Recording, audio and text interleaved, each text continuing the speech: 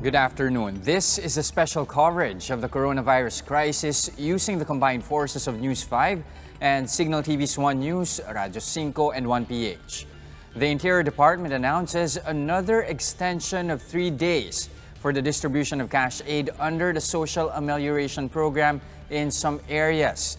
In a statement, the department says it will allow LGUs to continue the distribution until May 10, 2020 to complete the first tranche of the payout. So far, around 63% of local government units nationwide have finished distributing cash aid to their beneficiaries. In an interview with 1PH, Interior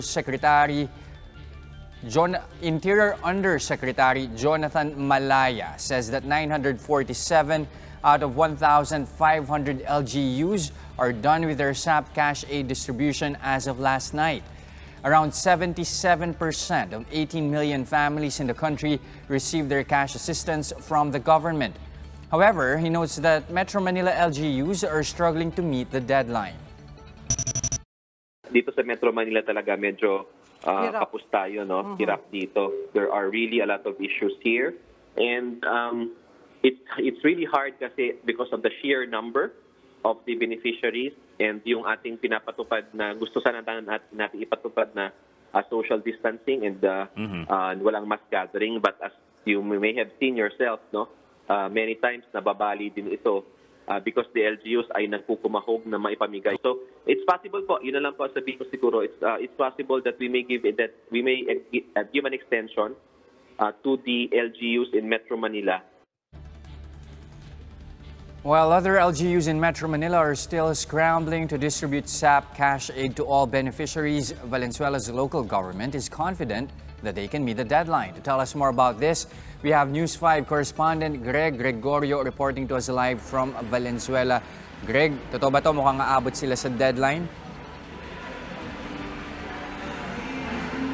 Yes, Jess, nakausap mismo natin itong pamunuan ng Barangay General T. De Leon na siyang pinakamalaking barangay dito sa lungsod ng Valenzuela. At ayon sa kanila, kaya nilang tapusin ang distribution ng ayuda ngayong araw. Pero yun nga lang, may ilan tayong mga individual na nakausap din na sumugod mismo sa barangay hall nitong General T. De Leon matapos nilang malaman na ngayon yung huling araw ng pamimigay ng ayuda dito. Gayong wala pa daw silang natatanggap na benepisyo mula sa SAP.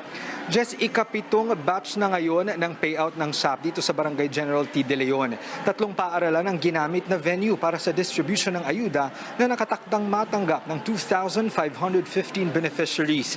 Isa sa 3 payout locations itong Santiago de Guzman Elementary School kung saan 1,000 beneficiaries ang nakalistang makatanggap ng ayuda.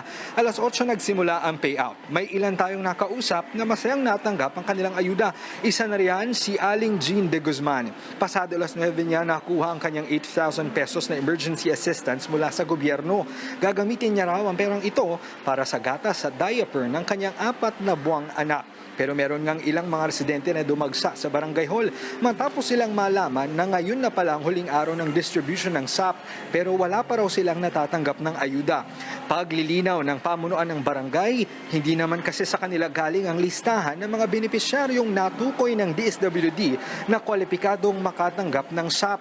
Nilista na lang ang kanilang mga pangalan at isusumiti raw ito sa LGU. Titingnan pa kung masasama sila sa planong second tranche ng SAP distribution. Just di tulad ng mga ibang napapabalita ang pamimigay ng cash aid, maayos naman itong sitwasyon dito sa Santiago de Guzman Elementary School. Katunayan, hindi na rin ganun kahaba yung pila kumpara dun sa naabutan natin kanina.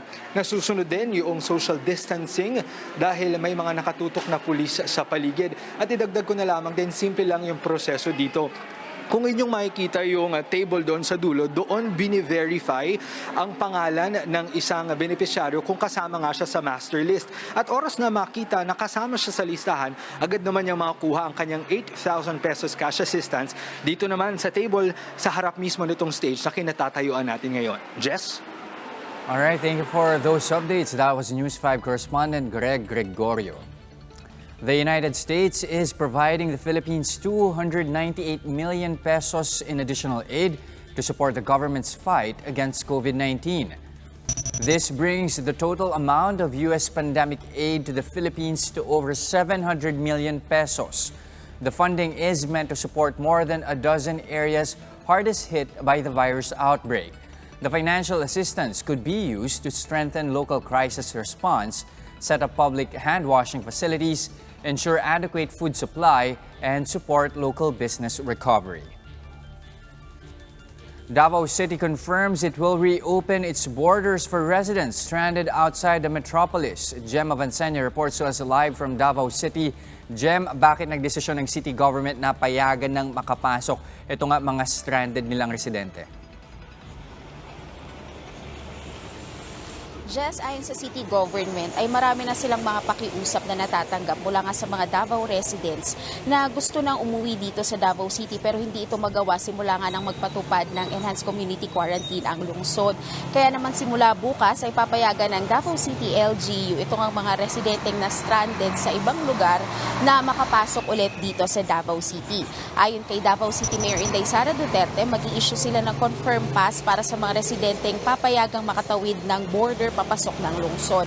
At para nga makakuha ng confirm pass ay kailangan mag-email sa davaostranded.confirmpass@gmail.com at ipadala ang mga sumusunod na detalye. Plate number ng sasakyan, pangalan ng mga sakay, litrato ng valid ID ng head of the family na may address sa Davao City at petsa ng planong biyahe at kung saang entry point dadaan. Parehong sistema rin ang gagawin para sa mga sasakyang papasok ng Davao City para susundo ng mga stranded individuals na nandito sa lungsod. Papayagan lang ito sa loob ng 12 oras mula nga alas 6 ng umaga hanggang alas 6 ng gabi.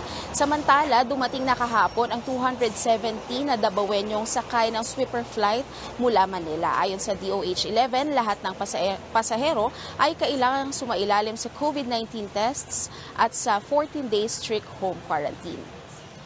Jess, sa tala ng DOH-11 ay nadagdagan ng 6 na kumpirmadong kaso ng COVID-19 ang Davao Region kahapon. Kabilang na nga dyan ang isang 2 buwang sanggol na taga-Paquibato District. Jess? Maraming salamat. That was News 5's Jem Valenzuela reporting to us live from Davao City. We'll pause for a short break. Our special coverage on the COVID-19 pandemic will be right back. Stay with us. Welcome back. You're still watching the special coverage of the coronavirus crisis using the combined forces of News 5 and Signal TV's 1 News, Radyo 5, and 1PH.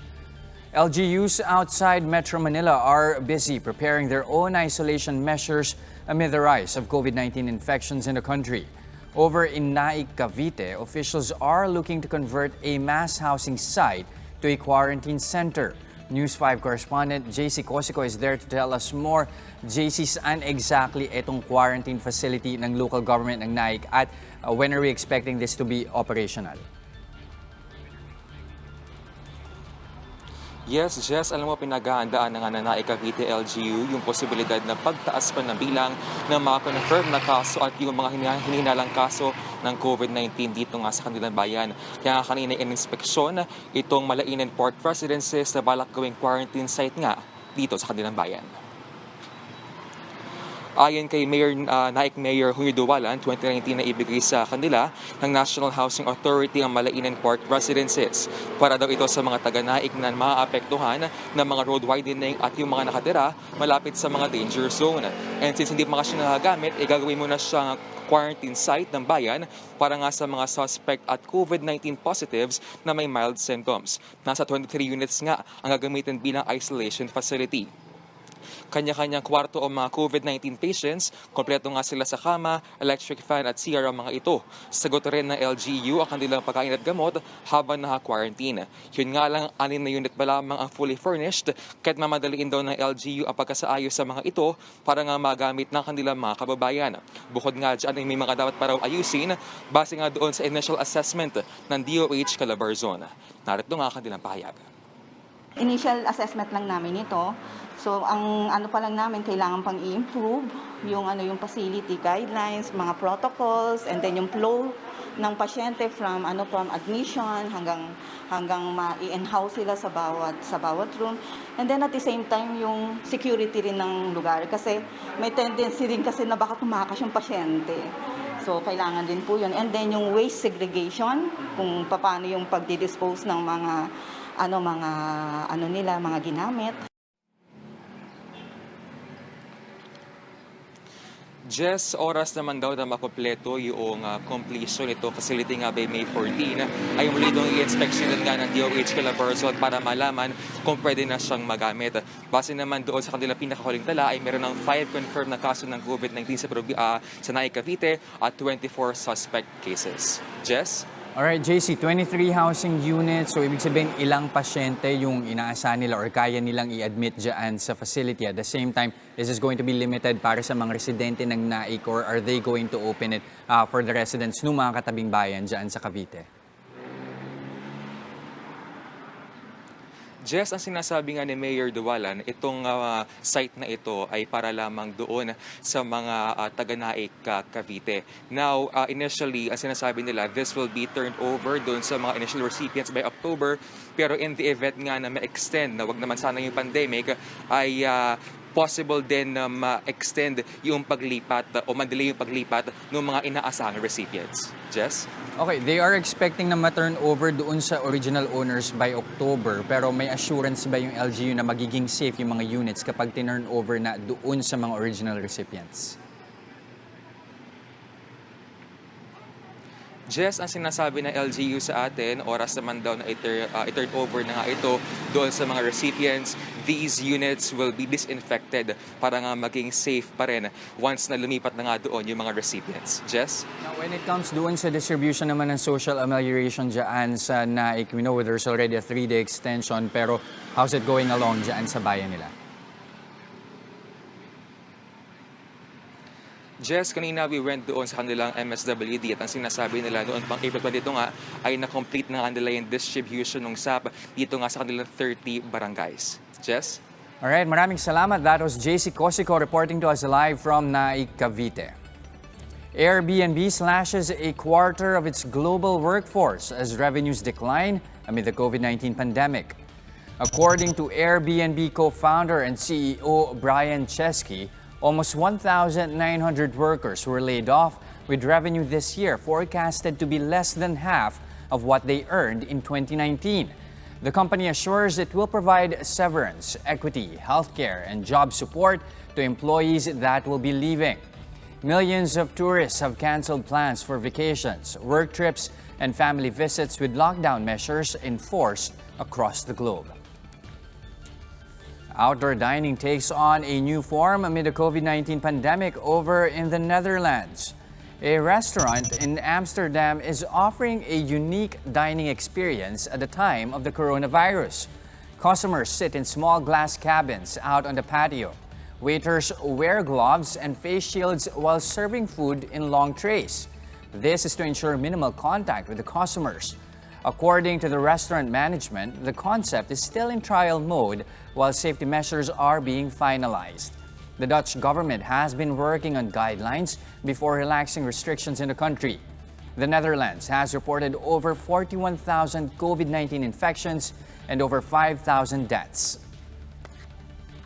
And that's the latest on the enhanced and expanded community quarantine. For more updates, follow News 5, The Philippine Star, and Business World Online. I'm Jess De Los Santos. We throw you back to Malacanang's virtual presser briefing on the COVID-19 crisis.